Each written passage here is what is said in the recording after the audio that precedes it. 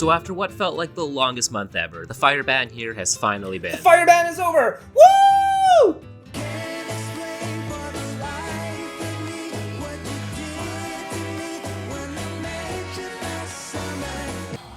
You good? Yeah, I'm good. Anyway, to celebrate this momentous occasion, we're gonna be making some Korean beef or bulgogi tacos. And like all Korean barbecue, it starts with a marinade. I'm grating an onion into a large bowl and to that adding soy sauce, Mirin sweet cooking wine, sesame oil, apple juice. You can absolutely use a fresh apple, but this I find much more convenient, sugar, and some grated or minced garlic. Give everything a good thorough mix.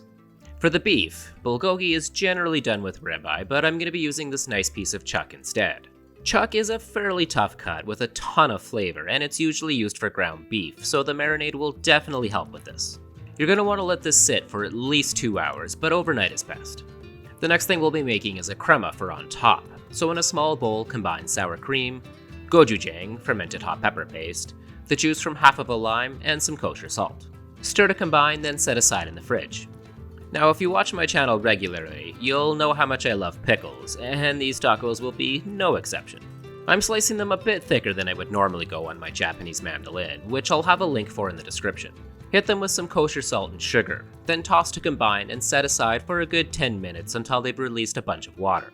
Discard the water and top with enough rice vinegar to just cover. The next thing we'll be making is a slaw, the base for which will be Brussels sprouts. You can substitute green or purple cabbage, just slice them fairly thin, but not paper thin so that they'll still have some crunch. We'll also be adding some carrot that we're going to peel, slice, and julienne. Normally I would add daikon radish to my slaw, but I totally forgot to get some, so I'm using some kohlrabi instead, which is similar to daikon, albeit with more of a broccoli flavor. And of course, some thinly sliced green onion, reserving the tops for garnish. The last thing we'll be adding is kimchi, making sure to squeeze them as dry as possible while keeping the reserved kimchi juice in a separate bowl. Give the kimchi a quick rough chop and add it to the slaw bowl. We're going to be using the reserved kimchi liquid to make a creamy dressing for the slaw, but we'll only need a small amount. To that, we'll be adding some mayonnaise and seasoning it with kosher salt and freshly cracked black pepper. It should be thick but still a bit runny. Give everything a good mix and set aside. Now, when it comes to tacos, I prefer flour over corn, but if you're on Team Corn, you can check out my buddy Coop over on the channel Silently Cooking. He's got a fun video on making corn tortillas, as well as a few others showing uses for them. But you can, of course, use whatever you'd like. In a large bowl, combine all-purpose flour, kosher salt, and baking powder, then stir to combine before adding fat. I'm using canola oil, but shortening or even bacon or duck fat will give you a much nicer result. Mix until it just turns mealy. Then add warm water and combine until it becomes a shaggy dough. Slap the dough onto a work surface and knead until it becomes nice and smooth. Then shape into a ball, place it back in the bowl, cover with plastic wrap or a damp towel, and allow it to rest for about 30 minutes. I've had the chuck marinating for about 24 hours, and you can see how much it's darkened in color.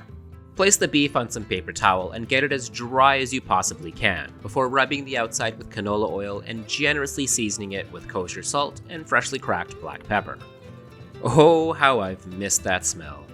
I've already gone ahead and heated my charcoal barbecue to 500 degrees Fahrenheit, and because the chuck steak is fairly thick, I'm placing it away from the coals and covering with a lid, before flipping and covering again. I'm going for medium rare, so I want the internal temperature to be around 110 degrees Fahrenheit before I sear the outside with the flames. To get a really nice crust, place the steak over the flames for about 30 seconds, flipping a few times until you have a nice amount of char.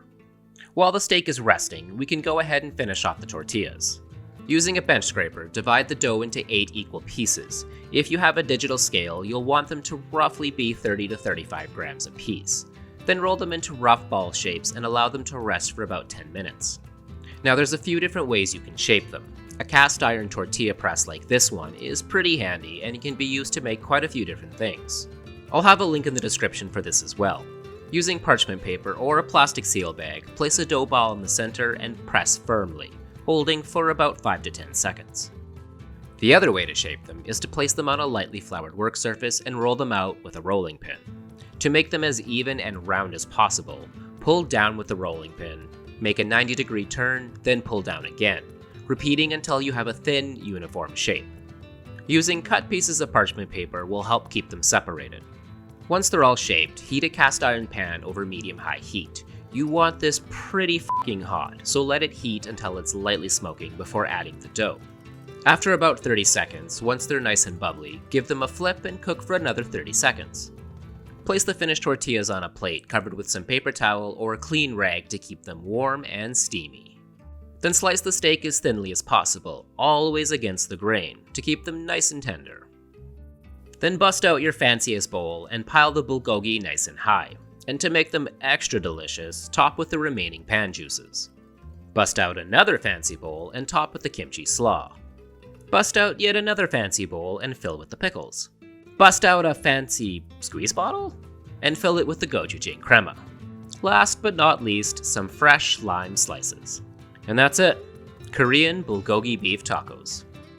I honestly love tacos, but I mean really who doesn't? And considering this was the first bit of barbecue I've had in more than a month, it was life-changing to say the least. I want to give a big thanks to my buddy Cooper over on the channel Silently Cooking for sending in his You Do You. I highly recommend checking out his channel, and while you're at it, you can check out the video we did together a few months ago. It was a ton of fun. And if you like my channel and are interested in supporting it, you can check out my Ko-fi page. I'll leave a link for that as well as the equipment I used in this episode in the description. And don't forget to like and subscribe, it really helps the channel. Thanks for watching, and stay awesome.